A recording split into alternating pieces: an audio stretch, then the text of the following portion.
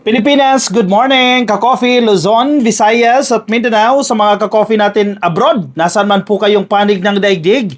Good morning po sa inyo. Yung iba pumapasok sa trabaho. Kasi ngayon po Miyerkules. Pero yung iba tamad. Gaya na lang po ni Sara Duterte. Saan ka ba naman nakakita ha? First day ng kanyang hearing. Isipin mo ha, ikaw halimbawa kinasuhan ka ng kapitbahay mo. May hearing kayo sa barangay. Unang araw ng hearing. Ito, impeachment ang pinag-uusapan natin dito. Nakataya dito kung mananatili ka ba sa pwesto o dapat kang matanggal at hindi ka na makakatakbo sa kahit anumang pong posisyon sa gobyerno. Hindi lang basta-basta hearing yan. Ito po ay impeachment hearing. First time, first day na a-attend sana siya ng hearing, pero absent ang tamad. Tamad talaga, oh. Tapos, ipapakalat nila walang due process. Tatakbo ng Korte Suprema, hindi dumaan sa tamang proseso ang impeachment hearing. Therefore, dapat ideklara yan na unconstitutional. Yan ang mga linyahan ng mga dilis Sara Duterte, oh. First day, absent ka? Anong klaseng tao ka? Ano yun? May very, very, very important kang meeting at hindi mo pwedeng ma-cancel? Ang tindi, di ba? Do expected natin ito. Sabi ko sa inyo, ka-coffee, last week, sinabi natin 100% sure tayo, hindi siya a-attend ng hearing. At malinaw na malinaw na malinaw ang dahilan yan, hindi nire-respeto ni Sara Duterte ang House of Representatives. Hello? Mandato po yan ng HOR na dinggin yung impeachment case na yan dahil nakalagay po yan sa ating, saan nakalagay? Konstitusyon. Sa ating saligang batas. Sila po ang didinig dyan bago umakyat ng Senado. Pero dahil bastos nga itong si Sara Duterte, wala siyang ginagalang. Ako ang masusunod. Kung ayaw ko, ayaw ko. Kung gusto ko, gusto ko. Hindi kayo uubra kay Sara. Dahil ako ang masusunod, ako ang bida. Sanay na sanay ako sa Davao. Bawal kami kontrahin. Kami ang bida dito.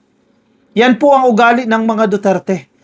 Kaya kahit anong ipatawag pa, kahit anong samon pa ang gawin dyan ng House of Representatives, hindi pupunta yan dahil wala nga siyang sinusunod kundi ang sarili niya. Sabi nga ni Digong, mas matindi pa yan sa akin. Diba? Ilang beses inulit-ulit ni Digong yan, mas matindi pa yan sa akin. Diba ang tindi?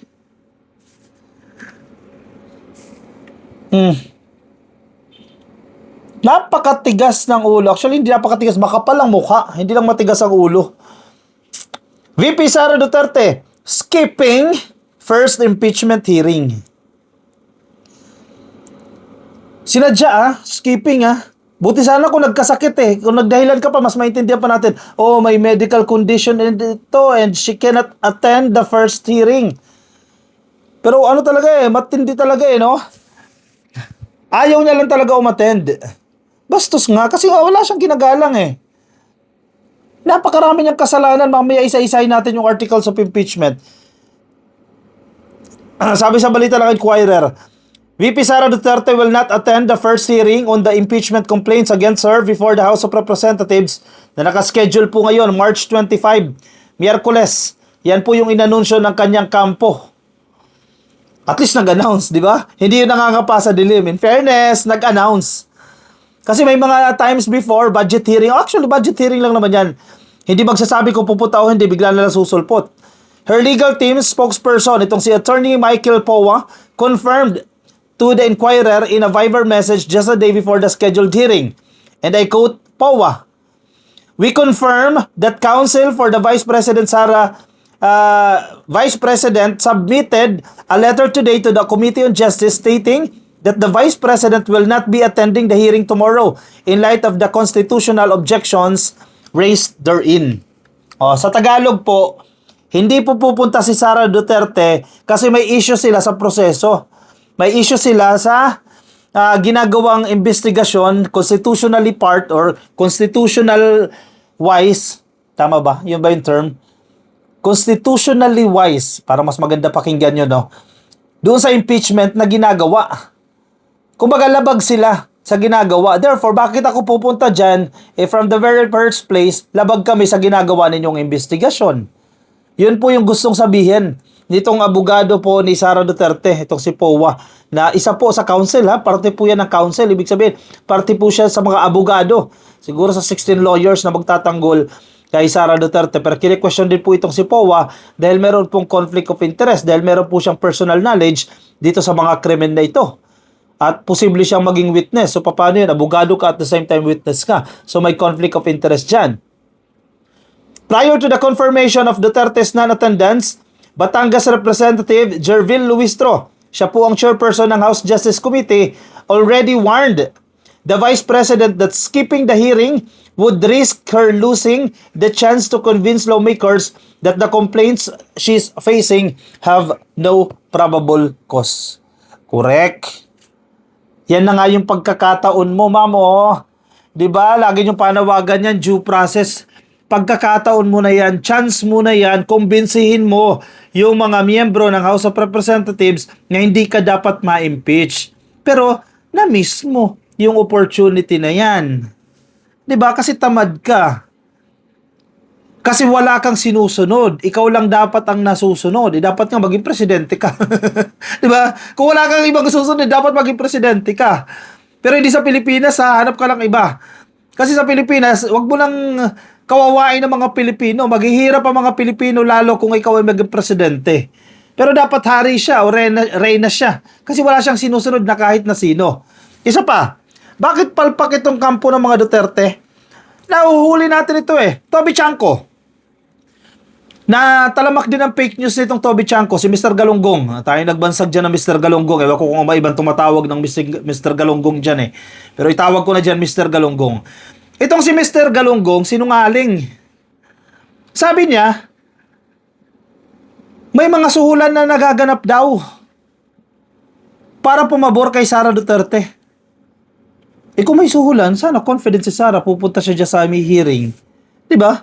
Kasi alam niya, kakampi niya yung mga miyembro ng House of Representatives. Hindi boboto para ipakulong siya o ma-impeach siya, ma-convict siya. Hindi pala convict kasi sa Senado ma-determine yan. Ma-impeach siya. Diba? Kung meron talaga suhulan. Talaga nga naman talamak ang fake news ninyo. Still, with Duterte's camp now confirming that the Vice President will not attend the March 25 hearing, Luistro also previously said that she could still choose to show up in the subsequent hearings set on April 14, April 22nd, and April 29th. Kung meron pa pong tatlong hearing kasi apat pala ito, no? March 25, April 14, April 22, and April 29. Kahit naka-break po ang House of Representatives, magpapatuloy po sila sa kanilang pagdinig para matapos na po ito at matuluyan na pong ma-impeach itong si Sara Duterte. Sige, pwede ka mag-show up. Magpakita ka sa second hearing, sa third hearing, etc. Huwag kang tamad, di ba? Mamaya sigaw niya walang due process, yan ka na naman Nakita niyo ito, pinost ko ito ka-coffee sa Facebook ko Contributed photo po ito. Ito po yung ilan sa mga dahilan kung bakit dapat matanggal sa pwesto itong si Sara Duterte at hindi na patakbuhin sa kahit na anuman pong posisyon sa gobyerno. Ito po yung articles of impeachment na sinasabi natin. Ang term nito dito sa nakita natin sa Facebook na ito, 7 sala ni Sara. The 7 articles of impeachment. Nako, ang titibay nito mga to. Kaya nga sinasabi ko sa inyo, no, once na, definitely, wala nang question dyan Dyan sa House of Representatives, tiyak na may impeach siya dyan. Therefore, uusa dyan ang Senado. Pag dumating sa Senado, ipipresenta yung mga ebidensya na yan at bubuksan itong mga bank records, kawawa itong si Sara. Maliban na lang kung ipagtatanggol siya ng mga D-list senators. Kasi may mga D-list senators pa rin dyan na kahit anong ebidensya ang ipresenta mo dyan, boboto at boboto yan, pabor kay Sara Duterte. Bantayan natin yung mga D-list senators na yan. So ito po yung 7. 5 lang itong nandito sa article na ito 1. Ang banta. Yung pagbabantaan niya po sa buhay ng presidente, sa buhay ni First Lady, at sa buhay ni Speaker Martin Romualdez. Pero sabi niya, imagination lang yan. Sabi ng kanilang kampo, no? Hindi kasalanan yan, tulad yan ang sabi ni Suntay, yan po ay imagination lang, nasa isip lang. Pero bakit mo sinabi pa sa live stream? Diba? Kung imagination lang, sana nasa isip mo lang yan. Mga botlogs talaga itong mga dilis Imagination lang daw, pero binulalas mo sa iyong press conference. Binulalas mo, recorded yung mga yan. Pinagbantaan mo yung buhay ng presidente. Article 2, lihim na pondo, yung misuse of confidential funds. Ito, napakabigat din ito. Kasi may mga ebidensya na dito. Yung COA report, naku, napakatibay na ebidensya niyan. Yung mga notice of disallowances. Yung pag-amin ng mga dating opisyal ng DepEd at opisyal ng Office of the Vice President na every month sinusuhulan po sila. 30,000, 50,000, every month yan sinusuhulan sila ni Sara Duterte para saan? Yung disbursement officer na dapat siya ang may hawak ng pera, inutusan ni Sara, wag ikaw humawak niyan. Ibigay mo yan doon sa tao niya, sa security niya. Tama ba yon? Article 3. Lagayan sa kagawaran ng edukasyon. Yung bribery, yun yung sinasabi ko sa inyo kanina. May mga testimonya yan. Under oath. Nagsalita itong mga opisyal na to sa investigasyon ng House of Representatives. Under oath. Umamin po sila. Article 4. Yaman na di may paliwanag o unexplained wealth. Ito pa lang Sa unexplained wealth pa lang Baon sila dyan Una, magkano assets si Sara Duterte? Wala pang 100 million. Paano nila ma-afford si Kaufman na 150 million a month? Ilang buwan na yan? Mahigit isang taon na si Kaufman na hinire nila. Ibig sabihin, around 1.6 billion pesos. 1.6 billion pesos na ang ginagastos nila kay Kaufman pa lang. Not to mention, yung gastos nila sa foreign travel nila, pagbiyahe nila papuntang Europe. Ang mahal na pamasahe sa Europe. Almost 100,000 ka dyan. Isa kung bumiyahe kayo, ang dami nyo. Accommodation, food, napakarami ninyo. Buti kung one-time travel lang yan.